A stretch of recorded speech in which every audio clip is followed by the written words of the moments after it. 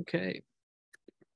Welcome to Dementia and Down Syndrome Caregiver / Family Training Part 3. So this presentation is going to be more about finding resources and what the late stage dementia looks like a little bit.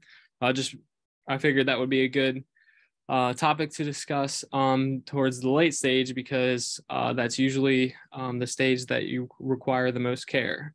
So tonight we'll just kind of go through what late stage dementia looks like, what preparing for that care looks like, and then the National Down Syndrome Society guidebook had some good self-reflective questions that I wanted to share. And then also it shared some things to consider when looking / planning for care. And then I was actually able to reach out to somebody, and they recommended some resources for me that I'm going to share tonight as well. And then we'll go over some the waivers and what they are and how they help, and then some other external resources. So we will dive into it. Okay. So if we all remember the GEMS model from last talk, I know some of you didn't get to see it, but so what the GEMS model is, it's kind of it's what Teepa Snow from the Positive Approach to Care she kind of came up with. Instead of calling it stages, she calls it GEMS, and the last gem is Pearl. And what the Pearl is a person who frequently recognizes familiar touches, voices, faces, aromas, and taste. Their personhood survives, and although all other capabilities are minimal, this person takes a long time to analyze input. So going slow and simplifying an interaction is most successful that way. Their protective reflexes are lost. So breathing, swallowing, and moving becomes difficult, which leads to why 24/7 care is needed. So what does preparing for care look like? Usually the most question you get is when to start planning for care. My suggestion is to start early. Have a plan in place. You don't necessarily need all the support at once, but it's good to have a plan in place due to the why of dementia is because can progress at different paces for everyone. So you don't want to get caught in a situation where you're in a situation where their loved one is not getting the care that they need. Quick decisions are being made, and they're just in a difficult spot. So how do you go about that? You have to start by thinking proactively. Think about the future. You start by assessing your loved one's needs at the current time, their caregiving arrangements, and their current living environment. And you kind of take those factors and kind of anticipate the decline in personal care skills they have and the loss of memory that they'll have. And so you kind of start to think to yourself, all right, what kind of needs to change to give them the best ability to be successful in their activities of daily living. So I just wanted to share the reflective questions that the guidebook had. I'll go through them, kind of give a good kind of go over them a little bit and kind of explain why is this a question. So the first one is, how is your current caregiver situation working? I kind of thought about this one as like, what if you have a high functioning individual who is starting to lose their ability to, they live alone, they're starting to lose their ability. And so you have to kind of think, how are they going to accept care now that they're starting to lose that ability, even though they possibly don't know it? So how are they going to handle all these different changes that are going to have to happen? Are you capable of meeting your loved one's needs? And this one kind of leads into the other question: what personal or physical limitations do you have? Unfortunately, with adults with Down syndrome that have dementia, their parents are also aging. I know most of you are siblings as well, and you're aging alongside of them as well. So they're starting to live longer. You're all starting to age together. What kind of limitations are now starting to happen to you to where it'll hinder from helping them? And so what resources need to be brought in to help you be the most successful? what struggles or challenges are being encountered daily. So just remember, if those struggles are happening early, they're going to be 10 times harder as dementia progresses. So kind of think about what changes need to be made, what resources need to be looked for when helping your loved one. And then, are you willing to accept help in your own home? I know for me, when I used to help people, I would stay in the guest bedroom, and when I saw the person wake up, I would wake up with them. Is that something that you're comfortable with? Just thoughts that you'll have to think about. And then, what might be a limitation in the future? Again, kind of goes back to what does the individual do every day that's going to start being a limitation due to the progression of dementia. And then also, how long can the current caregiving situation be sustainable or safe? This kind of leads into the next question as well. Is the living environment suited for aging in place? What if the person lives in a 2-story house and their bedroom's upstairs? They're eventually going to have trouble walking up and down the steps. So what kind of things need to be put in place to where they can continue to age in place successfully? And then, how much are you or in your caregiving team prepared?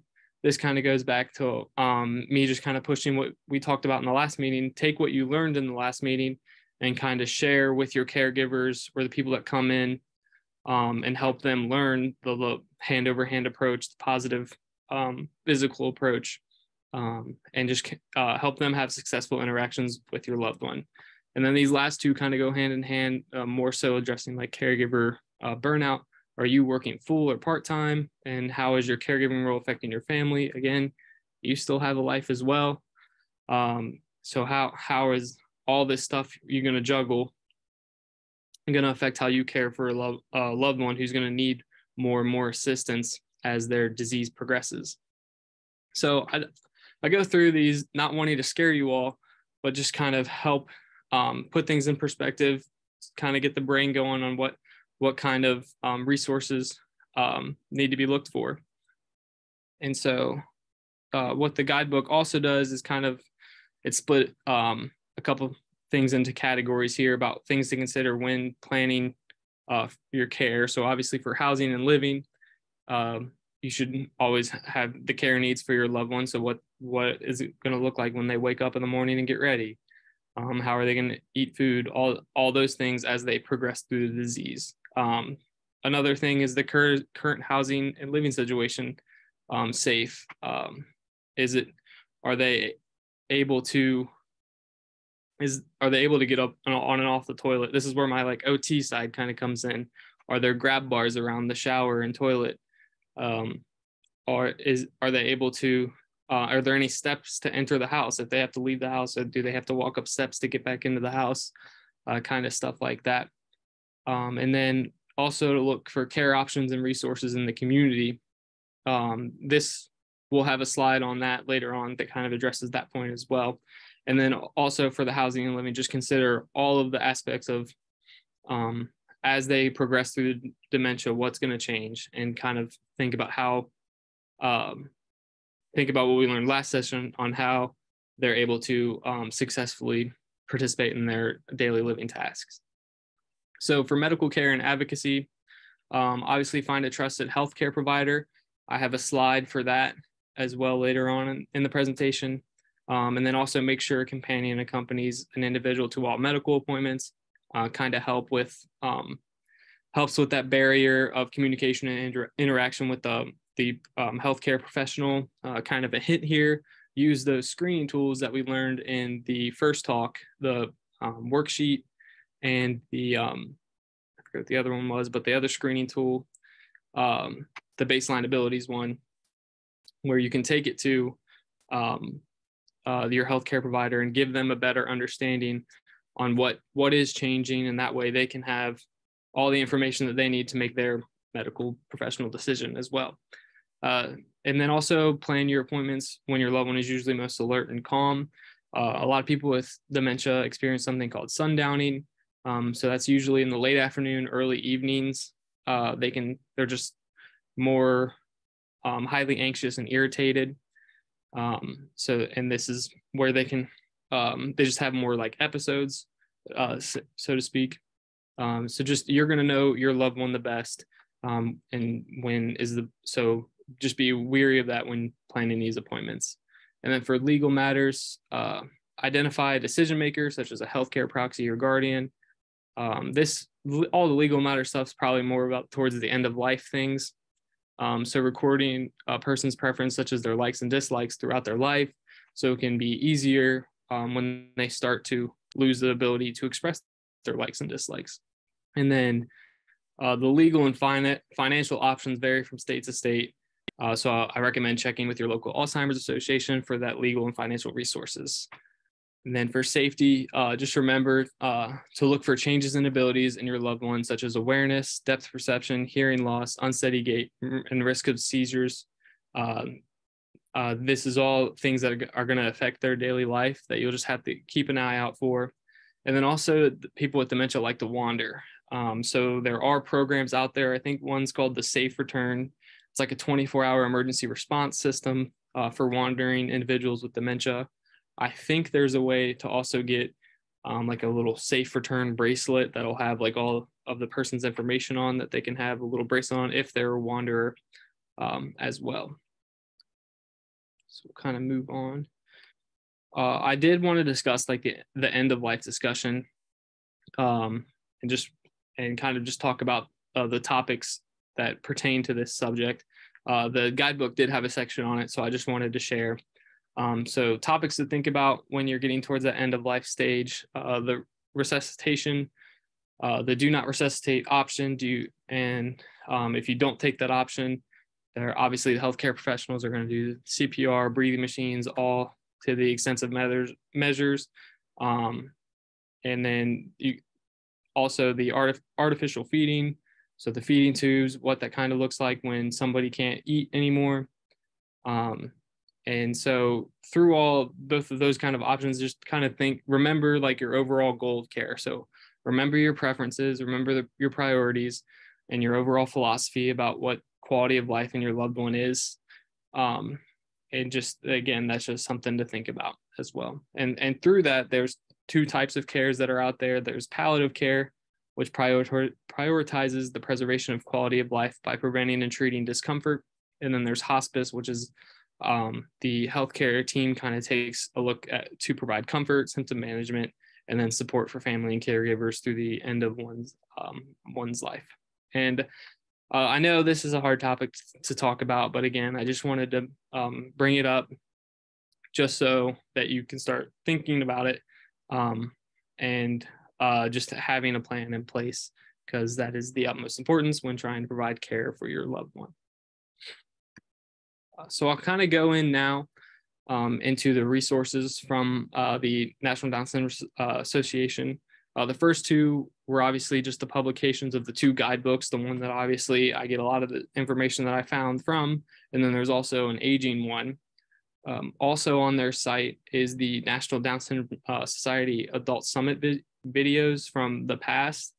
You can go on their site and watch those videos. And then I just also wanted to say that there was the Adult Summit for this year is November 9th through 11th in Cincinnati. And I wanted to point that out because it's kind of close to Indy. And it's just a great place where a lot of information is shared across 2 days. And there's good networking and healthcare professionals that care for individuals with Down syndrome. And I'm sure Alzheimer's will also be a topic that will be talked about there as well. And then one resource that I found that I thought would be great is the Down Syndrome Clinic to You. This was started by Brian Scottco, I think. I don't know, maybe butchering that name, but who is based out of Massachusetts. The purpose of this organization is just to help connect families with doctors who specialize in Down syndrome. I believe when I was reading about it that they do a lot of this virtually, and they help out people across the country. And they also help you understand what medicine would work best for an individual with Down syndrome as well. And then this last bullet point is kind of for you all. It's just a link to share for medical professionals that you've worked with, just so that there can be kind of this is the network of health professionals that are used to working with individuals with Down syndromes and provide the best care. So now we'll kind of move on into the waivers. So what the waivers are, they're governmentally funded, and what they focus on is the availability to provide services to individuals with intellectual disabilities. There's the communication, integration, and habilitation waiver, and then there's the family support waiver. With the community integration and habilitation waiver, it provides person-centered, individualized supports that assist individuals in living in their own home or family home and have access to benefits across the community as well. It offers a range of services that are based upon person-centered principles and are used to deliver in homes and community settings by approved Medicaid providers. Services include, I just listed a few of them from this giant list. I'll send out the fact sheet as well to kind of help. If I would have put the entire fact sheet in here, it would have been just so overwhelming. But services include adult day services, behavioral support services, community transitions, day habilitation, respite, workplace assistance, and much more. And then the second waiver is the family support waiver. This provides person-centered, individualized support that assists individuals in their own home. With the family support waiver, the individual must meet level of care, meaning it has substantial function limitations in at least 3 of the 6 major life areas, which is self-care, learning, self-direction, capacity of independent living, understanding and use of language, and mobility. And they had a lot of the same services from the first waiver, but I listed a few that were different from the first waiver, which was the facility-based support services, environmental modifications, and extended services as well. And then the adult daycare service. This is just a great way to kind of provide a caregiver family with much needed respite, time, and space. You're able to take your loved one to kind of an adult daycare, where they will be safe and secure. They will have stimulated activity and social opportunities, and additional personal hygiene and healthcare services as well. A list will be sent out for adult day services around Indianapolis. But also, if you have any experience in using these abilities and had good or bad reviews, please reach out to me and email me. I would love to get to know which ones work and which ones don't. And then obviously important questions to ask. What are the hours? Is there a minimum attendance requirement? How are emergency situations handled? And is transportation available? Just things think about for your loved one. It's a great way to just give you kind of that space and kind of help you decrease that burnout that you're probably getting. And then also just it's an opportunity for them to have a stimulating and healthy environment. And then the last resource is the National Task Group Down Syndrome and Dementia page. This is a website that I loved that had just more than just Down syndrome and dementia, just Down syndrome in general. It compiled resources to better advocate for supports to adults with Down syndrome and their families. They had direct links to the Alzheimer's Association website, the Center of Disease Control, the Down Syndrome Resource Foundation, and the National Down Syndrome Society, and the National Institute on Aging. Noted publications that I saw, these were just topics.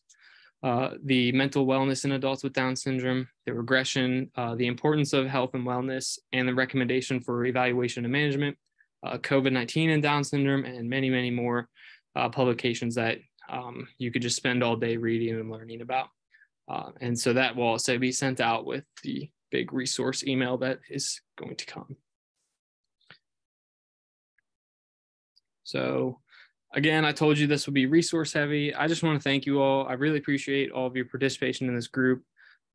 Tomorrow, I'll be sending out a post survey that will help me out a lot if you fill it out. And then also, please don't be afraid to reach out. If you have any questions, I'd love to meet individually if you have a specific problem that you want to talk out. If you want me to evaluate something as well as, or how to engage your loved one in any activities of daily living that you need help with. I would love to set up meetings and talk to you all as well. So yeah, thank you.